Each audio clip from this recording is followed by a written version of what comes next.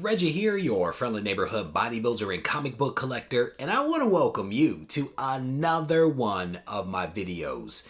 In this video, I am going to take a few minutes to expand upon a concept that I have been talking about for weeks and for months and possibly as long as a year, and it is my blue ocean strategy.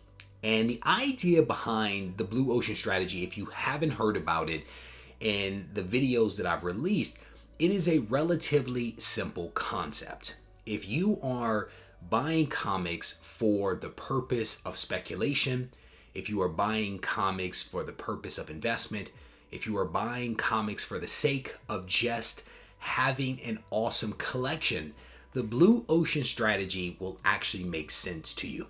And here's how I boil it down. Why pay $100 for something that you can have for $10? Why pay $10 for something that you can have for $1?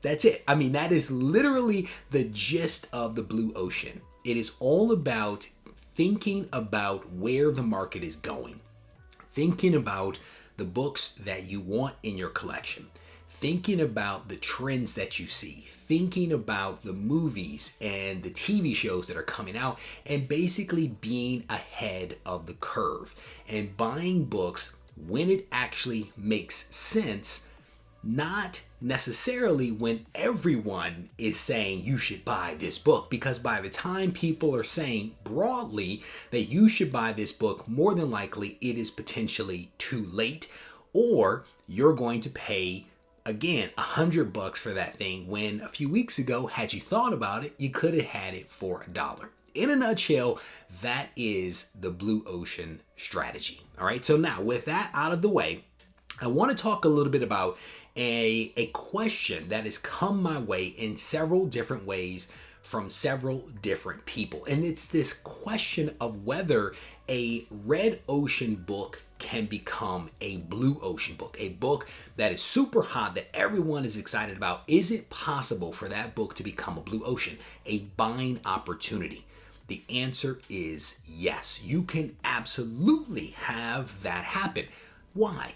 There are several reasons for it. When everyone is saying this book is super hot, you need to get this book every single day, every single week, for months on end, that just means that people's attention is being diverted in lots of different ways. And when that happens, the hot book will absolutely cool off because people have gone on to the new hotness, the new. And when that happens, those books that were once hot are now potentially in a position where it makes sense to actually buy them again, because they might spike and then they may come down in value. And that's when you can potentially pounce on those books. So it absolutely can happen. A lot of times there is speculation around a specific book because it is rumored that a movie or TV show will be created, or it's rumored that this book is going to be optioned, or some artist or creator made mention of this book and people flock to it. And then again, it kind of cools off.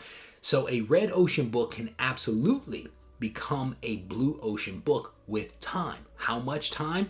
Who knows? It depends on the book, depends upon the situation. It could be as quick as a matter of days, it could be weeks, it could even be years for certain books to actually return back to a blue ocean state.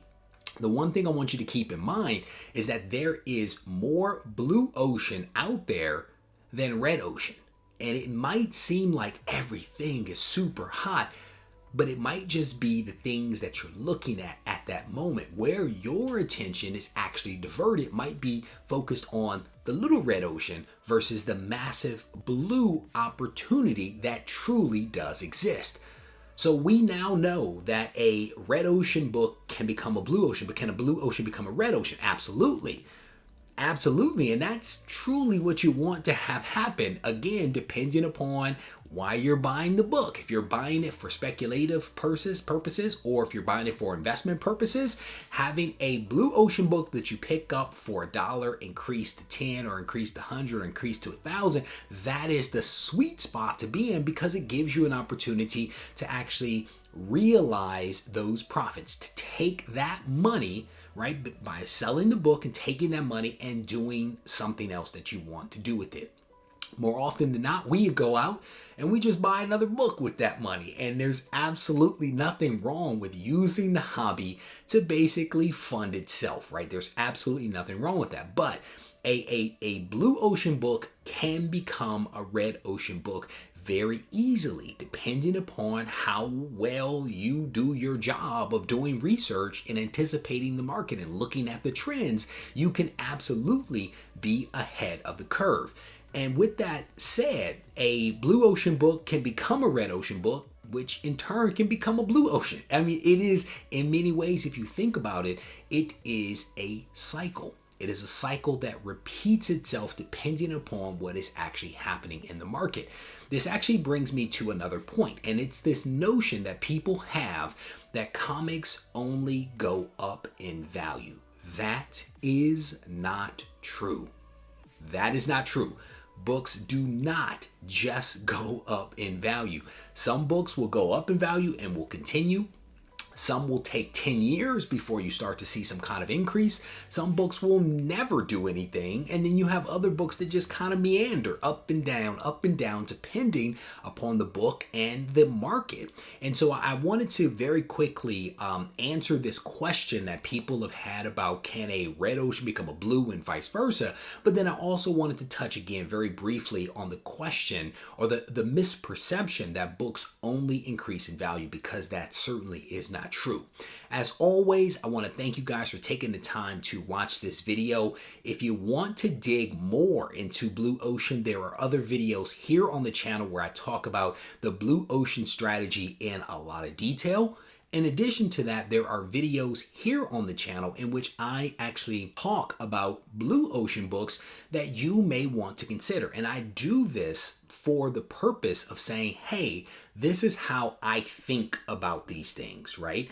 At the end of the day, when you watch these videos, I would encourage you to think about it yourself, process through it, think about the rationale, do some research, and then decide whether it's bunk or whether there is something actually there. Either way, if you guys watch any of these videos and if you enjoy these videos, I definitely want to encourage you to hit the thumbs up button. If you want to mix it up with me in the comment section, leave a comment behind, and maybe, just maybe, there will also be some kind of random prize that is given out based upon comments that are left on this video. So I certainly want to encourage you to do that. If you need to reach out to me, feel free to do so on Instagram at Regie Collects. Take care.